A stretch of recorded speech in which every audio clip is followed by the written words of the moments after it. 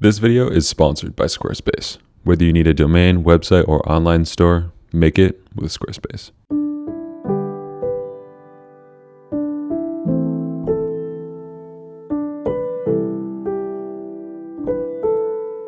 So I have a lot of photographer friends, and they all ask me the same questions regarding my YouTube channel. You see, photography and video can be similar in a lot of different ways, but if you're a photographer looking to start your YouTube channel for the first time, it can be pretty daunting. We're going to tackle that in today's video.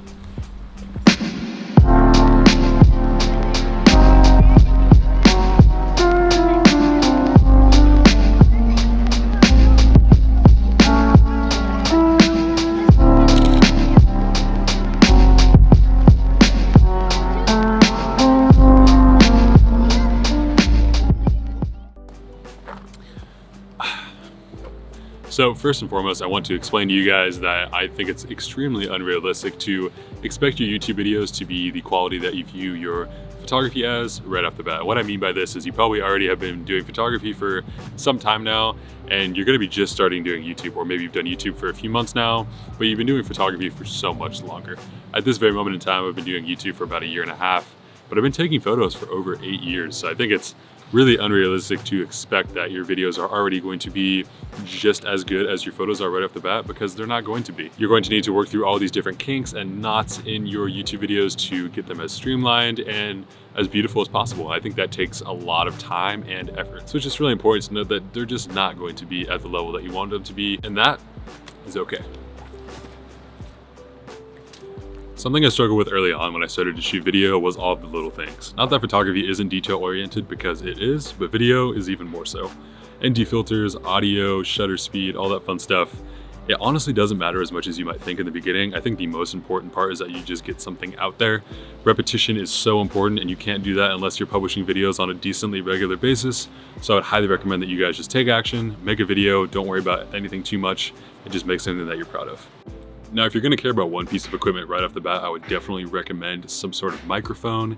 People tend to forgive videos that aren't perfectly amazing when it comes to quality, video quality specifically, but if the audio is lacking, people usually turn that off pretty quickly. So I would recommend some sort of shotgun microphone or lav setup. We use the Rode VideoMic Pro Plus, as well as the Rode Wireless Filmmaker Kit. Both of those options are pretty reasonable if you're looking to get into beginner YouTube gear. In terms of photography gear, most likely you're already a professional photographer, so you have some sort of DSLR or mirrorless camera that is going to work perfectly when you're starting out your YouTube channel. I think it's easy to get caught up in all the photo and video gear and what you need and what you don't need. Trust me when I say your photo camera will work just fine for right now.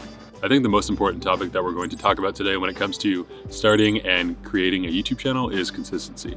Think about when you're watching a TV show growing up, you didn't tune in because it aired Monday, Tuesday, Wednesday, then took a 2-week break, and then appeared randomly in a month. You watched it because it came out at the same time, the same day of the week, without fail. And the same thing applies to a YouTube channel. You want to create that aura of consistency because people have something to come back to. For me, that's posting multiple times a week. But when I first started out, it was really just a couple times a month. But what I did was I stuck to that day of the week, and I continued to upload, and people started to come back and watch your videos over time.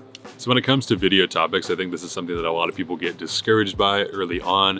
I myself was no exception. When I first started YouTube, I had no idea what I wanted to make videos on. I would make just random videos about anything that came to mind, but it wasn't really my unique voice and vision for the videos. And as time progressed, I actually really started to realize that everything that I considered common knowledge about photography, filmmaking, creative advice, running your own business, which is basically all of the topics I talk about today, are not actually common knowledge to most people watching these videos. And once I realized that, it really opened up the floodgates to so many different ideas and concepts and video ideas, and it really allowed me to be creative with my own voice. So I would encourage anybody out there who is struggling to come up with a video topic idea, or really just start making videos in general, to think about what makes your own voice unique on the internet and really try to provide something of value to the people that are watching your videos. People want to walk away from your videos and feel like they actually learned something or they experienced something. And the only way that's going to happen is if you guys take your own unique vision and apply it to each and every video. Take the time to think about what you want to be talking about, what you want to teach, what you want to show, and it will shine through no matter what. All right. Now back in the studio, I want to talk to you guys about one final tip that I have for photographers who are looking to start their own YouTube channel. I think once you start your YouTube channel, you quickly realize that you can't really do this yourself. Photography is much more of a one-man band kind of thing, and filming yourself, especially for YouTube, becomes very difficult when you only have yourself to film. You can do a lot, and I've seen a lot of people get really creative with this. But for me, I realized early on that I think to be able to produce as high quality videos as I would like, I needed to have people helping me shooting and possibly even editing down the road. Now, over the last 2 years, I have finally grown my YouTube channel to a decent amount where we just hit 150,000 subscribers. So thank you so much to all of you guys, obviously, for subscribing. But I was actually able to hire 2 employees, one who shoots and one who edits. And this has been a tremendous help. This is something that allows me to now create the quality of videos that I've always dreamed of, but it didn't start like that. So let's rewind just a little bit. So first things first, if you really want footage of yourself, you're gonna need to obviously ask for help from other people.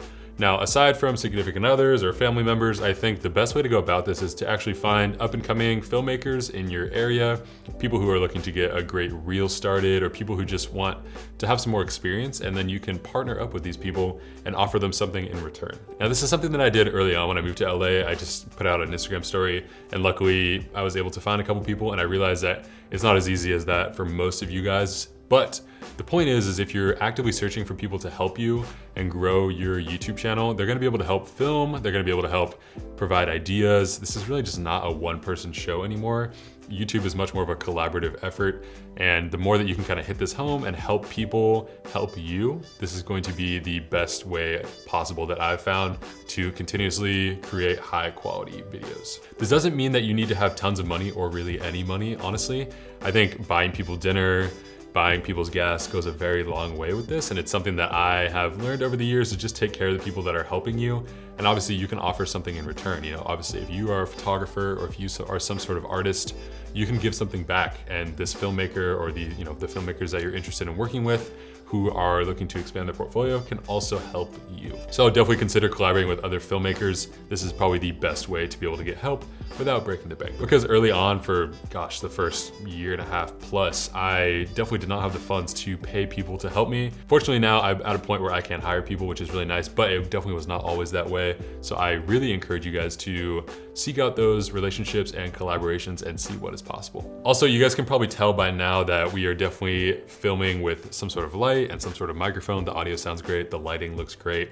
This is something that I would definitely recommend you guys learn down the road. It does not need to be right when you start your YouTube channel by any means. I think the most important thing when you're first starting your channel is just to get stuff out there. That being said, we do use a wide variety of stuff here in the studio. I'm just gonna kind of walk you guys through really quickly like what we use. So as you guys can see, we have a monitor here. This is the Atmos Ninja 5. Super helpful because it allows me to see myself and make corrections to the background, to the lighting, make sure my exposure looks good. This is obviously really helpful. Also, another thing to note is that we have a light here. This is an Aperture 120D, extremely helpful as well. And then also we have a mic coming down from the top right here. This is the Sennheiser MKE 600. All 3 of these items are extremely helpful, but they are definitely not necessary when you're starting out your channel. As I said before, audio equipment is extremely important. But once you feel like you've kind of gotten a groove a little bit with your YouTube videos and you're looking to up the production quality just a little bit, I would highly recommend some sort of light and also a microphone stand or boom pole so that you can get the microphone as close to you as possible. The microphone is literally right here, and that's why the audio sounds so good, as well as some sort of monitor to be able to monitor yourself and make sure that your exposure looks good and that your framing looks great as well. So guys, that about wraps up today's video. Hopefully all of you guys learned something from this. I know this is something that I wish I would have been able to listen to or watch when I was first getting started with YouTube. Hopefully you guys were able to take some tidbits from this and learn some new things. And those of you who are looking to start your YouTube channel, maybe this is that final push to actually start that YouTube channel and get things going, get the ball rolling. Now, with all that being said, thank you so much as always for watching, guys. Hopefully you enjoyed this one. Let me know if you have any questions down below. I would be happy to answer those. Thank you so much as always for all of your support, and we will see you guys in the next one. Peace.